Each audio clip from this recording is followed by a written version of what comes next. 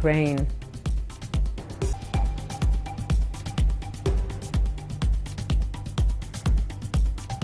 Welcome back. President Fattah al-Sisi directed on Thursday full coordination and cooperation between national authorities and Lacto Egypt factory. The directives came to develop the local production capacity of the infant formula in line with advanced technology in this context, with the aim of strong base for the production of the best types of milk and high quality baby food to cover local needs and bridge the import gap.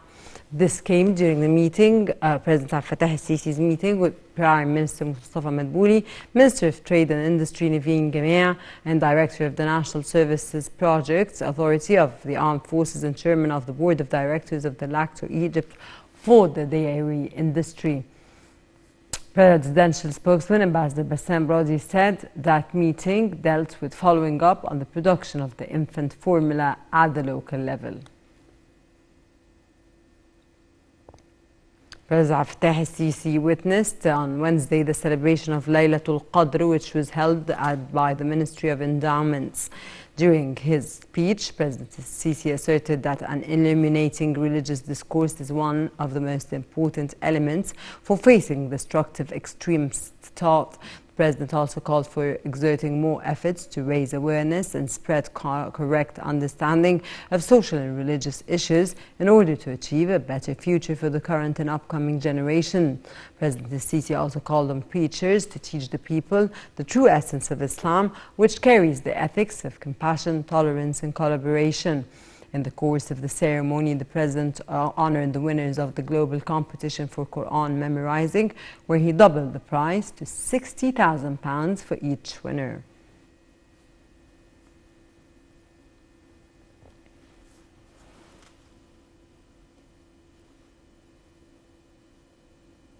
Still, President Fattah al-Sisi inaugurated on Wednesday Sayyidina al-Hussein Mosque after the renovation works. The President was accompanied by the Sultan Mufaddal Saifuddin, the Sultan of the Bukhara sect in India, as well as his brothers and sons. The renovation of the Mosque of Sayyidina al-Hussein comes within the framework of the President's directives to restore and renovate the shrines of Al-Bayt, especially the shrines of Sayyidina al-Hussein, Sayyidina Nafisa, and Sayyida Zainab.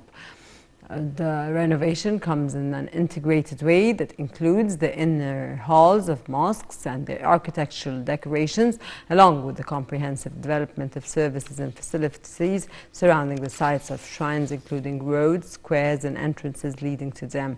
Presidential spokesman Ambassador Bassem Brody highlighted the deep historical ties between Egypt and Bukhara sect, pointing out to the great efforts of Sultan Mufaddal Saifuddin in restoring and renovating the shrines of Al-Bayt, in addition to other charitable activities, as well as supporting the Long Live Egypt Fund.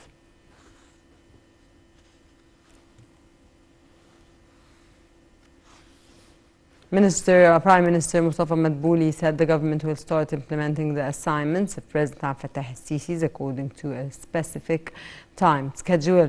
In a weekly cabinet meeting on Thursday, Madbouli said these assignments would contribute to enhancing the private sector's participation in the state-owned assets to double its role in developing the economy.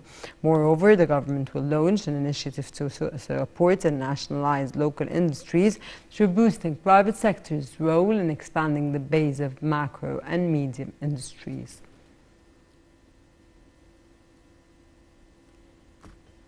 Prime Minister Mustafa Madbouli sent a greeting cable to President Fattah al-Sisi marking Labor Day.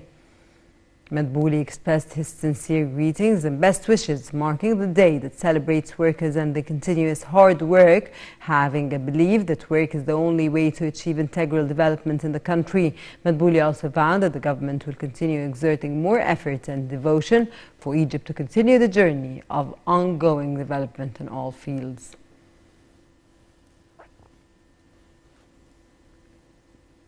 The Ministry of Interior announced the release of 3,273 inmates with a presidential pardon to mark Sinai Liberation Day.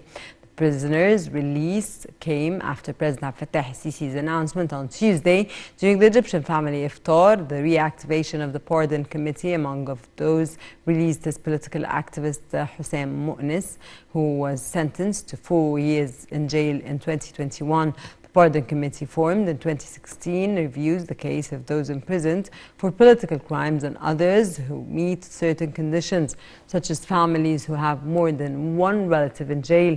The committee is set to receive the names of imprisoned youth from various parties and political forces and National Council for Human Rights, and its scope will be expanded to include imprisoned debtors.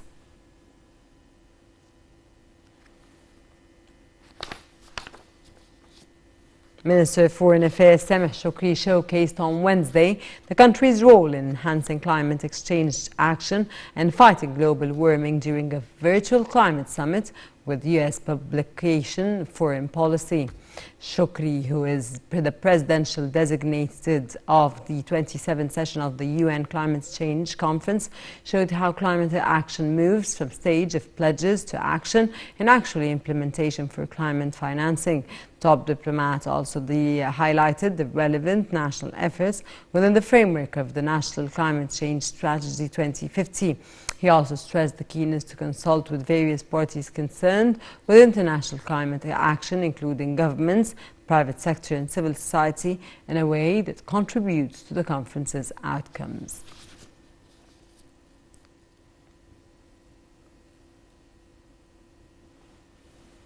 The UN Secretary General on Thursday urged Russia to cooperate with the International Criminal Court (ICC) on investigations into possible war crimes carried out during its invasion of Ukraine. More details in the following report. The UN Chief